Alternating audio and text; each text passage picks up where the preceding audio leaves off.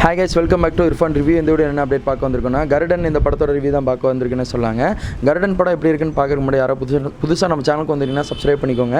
பக்கத்துலேயே பெல் இருக்கும், ஆன் வச்சுக்கோங்க. அப்போ தான் நான் போகிற வீடியோ டான் நோட்டிஸ் இருக்கும். கருடன் இந்த படத்தை யார் டேரக்ட் பண்ணிக்கான்னு சொல்லிட்டுனா, நம்ம துரை செந்தில்குமார் அவங்க தான் இந்த படத்தை டேரக்ட் பண்ணிக்கான்னு சொன்னாங்க.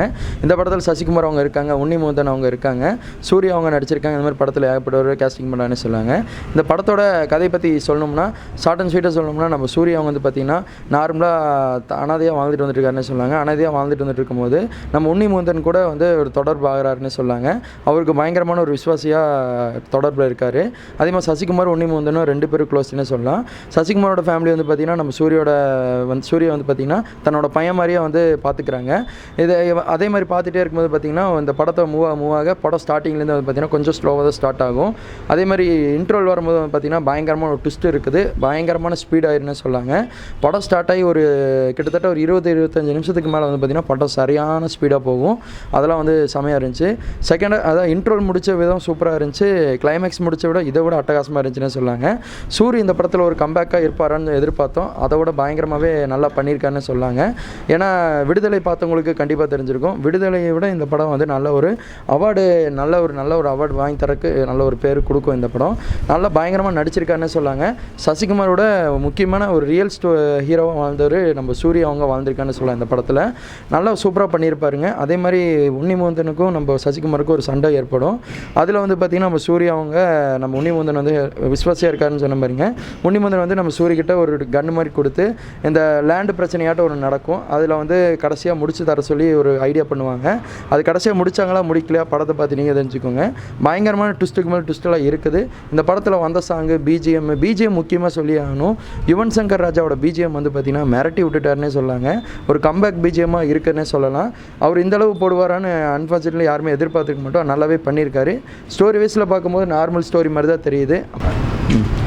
நல்ல ஒரு பிஜிஎம் போட்டிருக்காருன்னு சொல்லாங்க. இவனோட பொறுத்தளவு சண்டை காட்சிகள் அதிகமாக இருக்குது, ரத்தம் பயங்கரமாக தெரிக்கும், எல்லாமே சொல்லிட்டே போகலாம். இந்த படத்தில் நீங்கள் என்ன எதிர்பார்த்து போகிறீங்களோ அது எல்லாமே பூர்த்தி பண்ணுற மாதிரி இந்த படம் வச்சுருக்கான்னு சொன்னாங்க. துரை செந்தில்குமார் அவருக்கு வந்து பயங்கரமாக ஒரு ஹேண்ட்ஸ்அப் சொல்லணும். ஏன்னா சூரிய அடுத்தடுத்து ஒரு கம்பேக் படமாக வந்து கொடுத்துருக்காரு பாருங்க. விடுதலைக்கு அப்புறம் இந்த படமும் நல்ல ஒரு அடிச்சு நொறுக்கிட்டு போகுது. First half okay, second half okay, almost எல்லாமே சூப்பராக இருக்குங்க. 5க்கு இந்த படத்துக்கு எவ்வளோ ஸ்டார் கொடுக்கலான்னு சொல்லி கேட்டிங்கன்னா தாராளமாக 4.5 வரையும் கொடுக்கலான்னு சொல்லாங்க. 4.5 ஸ்டார் தாராளமாக கொடுக்கலாம். மிச்சம் 5 ஸ்டார் இந்த எதனால் கம்மியாகுதுன்னு சொல்லி கேட்டிங்கன்னா, அதாவது அந்த பாயிண்ட் ஸ்டார் பொறுத்தளவு வந்து பார்த்திங்கன்னா கொஞ்சம் இடத்துல மட்டும் லேக் ஆகும். மித்தபடி எல்லாமே சூப்பராக இருக்கும். படம் ஸ்டார்ட் ஆகும்போது ஸ்லோவாக இருக்கும், செகண்ட் ஹாஃப் ஸ்டார்ட் ஆகும்போது கொஞ்சம் ஸ்லோவாக தான் போகும். அதுக்கப்புறம் பிரி மாதிரி தான் பயங்கரமாக ஸ்பீடாக போகும். கோயில் சீனில் சண்டை வரும். அப்புறம் அந்த ஒரு இதில் கோயிலுக்கு போவார் சசிகுமார், ஒரு குழந்தைய வச்சு சண்டை போடுவார். அந்த சீன் பை சீன்லாம் பார்க்கும்போது வேறு லெவலில் இருந்துச்சுன்னு சொல்லலாம். முக்கியமாக சூர்யா அவங்க அந்த கத்துவர் பாருங்கள் ஒரு சண்டை போடும்போது, அந்த சீனுக்காக மெயினாக எக்ஸ்பெக்டேஷனோட போனோம். அது வந்து பயங்கரமாக ஒரு பூர்த்தி பண்ணிச்சுன்னே சொல்லாங்க. வீக்லி போர் அடித்தா கண்டிப்பாக மிஸ் பண்ணாமல் பார்க்குற படம் கருடன். இந்த வாரம் மைண்டில் வச்சுக்கோங்க, எல்லாருமே பாருங்கள் கண்டிப்பாக. இதை உங்கள்கிட்ட சொல்லி ஷேர் பண்ணாங்க. வயலன்ஸ் அதிகமாக இல்லை, சண்டை காட்சிகள் அதிகமாக இல்லை. அது அதிகமாக இருந்தாலும் நார்மலாக படத்துக்கு தேவையான இடத்துல வந்து இருக்குன்னே சொல்லாங்க.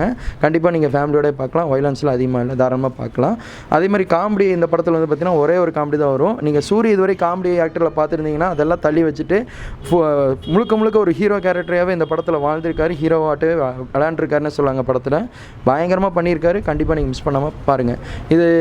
இந்த படத்துக்கு ஒரு ரேட்டிங் என்னோட ஸ்டார் வந்து பார்த்தீங்கன்னா 4.5. இந்த ரிவ்யூ ஃபுல்லாக பிடிச்சா லைக் பண்ணுங்கள், ஷேர் பண்ணுங்கள், கமெண்ட் பண்ணுங்கள். ஃப்ரெண்ட்ஸுக்கு அதிகமாக ஷேர் பண்ணி விடுங்க. தேங்க்யூ ஃபார் வாட்சிங். Bye viewers.